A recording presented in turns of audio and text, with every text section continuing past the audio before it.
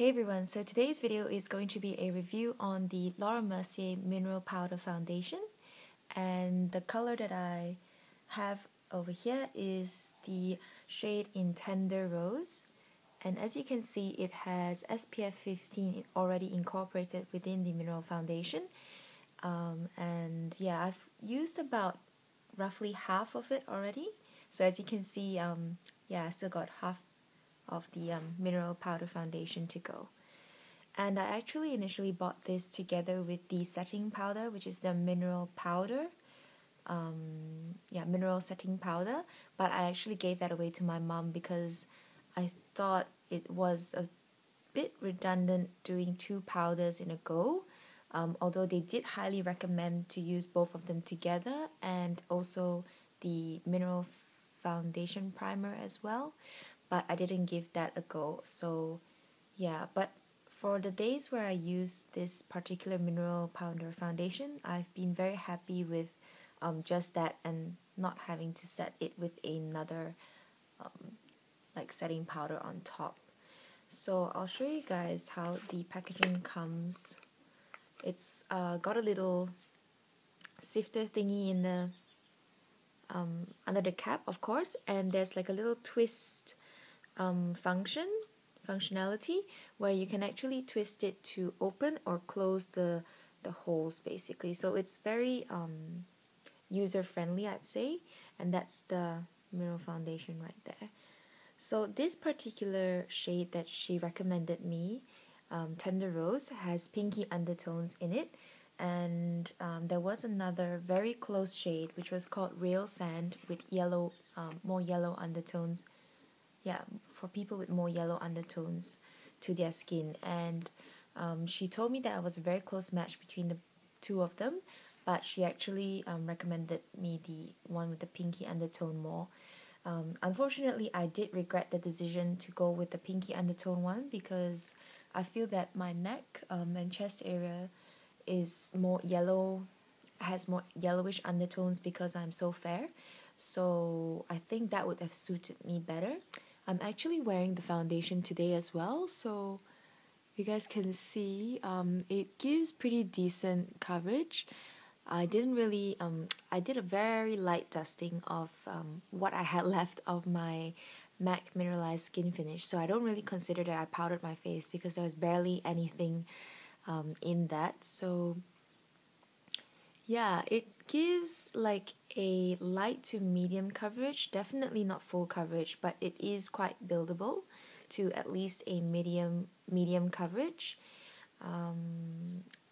The one gripe about it is, well, I've been using this mostly in Malaysia, and the one gripe about it though is because in Malaysia, it's very humid and hot, of course, so you tend to sweat a lot, and when I sweat, I actually had like an adverse reaction with the, I think it's the silicone in this, or the silica dioxide or something, and my skin actually started to itch. So basically along my hairline where I started to sweat, I'd feel like an itchy sensation, and I'd proceed to scratch at my skin, which was not a very pleasant sensation at all.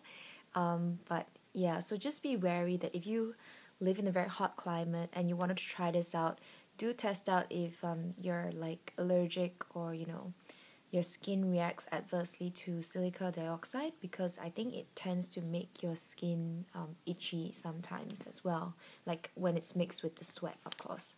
And the powder, like the brush that I use the mineral foundation with, is this one by Bare Minerals, and it is the Flawless Face Brush. That's it over here. I got this in a little like tester kit kind of thing, like a starter kit. So yeah, I really enjoy this brush. I used to use my Sigma Kabuki with it, but I didn't feel that it gave such a nice sort of finish to my skin, and ever since getting this particular brush in the starter kit, I've very much enjoyed using an actual mineral powder brush instead to apply this mineral foundation. Another really great trick is, unfortunately for me, I have a lot of blemishes, as you can see,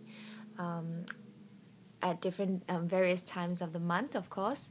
So it was a bit hard sort of covering these blemishes or imperfections in the skin with this particular light to medium coverage foundation.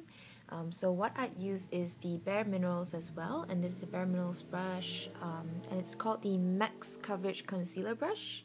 And I also got this in the same starter kit as I did the other brush, and just looks like a larger concealer brush basically.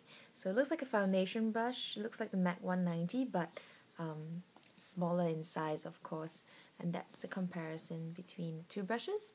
I absolutely love this brush because what you do is you just basically, let's say you have, like, you can see my blemish right there, and just grab a little bit of the mineral foundation, swirl the brush inside, swirl, swirl, swirl, tap it off, and dab along the blemish. And it really does cover up a lot more than the normal application of this mineral foundation. And I even use this just as a plain up concealer. So instead of using my normal like concealer, like my Select Color, I think, concealer, and my Laura Mercier Secret Camouflage concealer, I would actually use this particular foundation as a concealer with this particular concealer brush, of course. It works wonders to the skin, but word of warning first, don't go overboard with the powder concealer, because it can tend to look a bit discolored just along that area, and it can look like, it doesn't look cakey at all, and it doesn't cake up, or it doesn't look really gross after a while, but yeah, it just tends to look a little bit sort of like more browny in that particular area where you concentrated the foundation on, so definitely be wary of that. But other than that, I absolutely love this brush, and it's a really great tool to have, and a really great concealer. In fact, one of my very favorite, like even holy grail status concealers.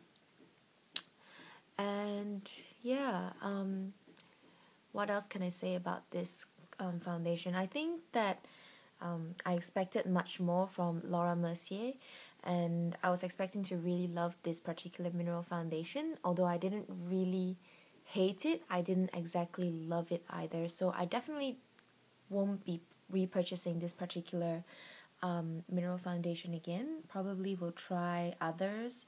I do have some Bare Minerals foundations that I'm going to try after I finish this particular mineral powder foundation. So I'm looking forward to that. And yeah,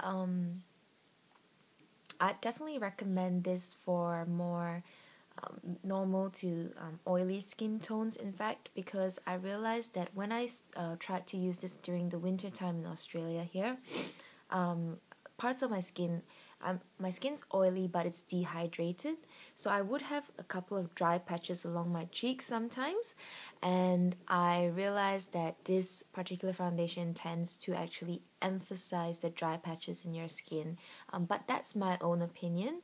Please do let me know if you guys have your own personal experience with the Laura Mercier Mineral Powder Foundation, and you have dry skin. Let me know how you felt about it, because I think it's only more suitable to normal to slightly oilier skin tones. I don't think I would recommend this for very oily skin tones as well.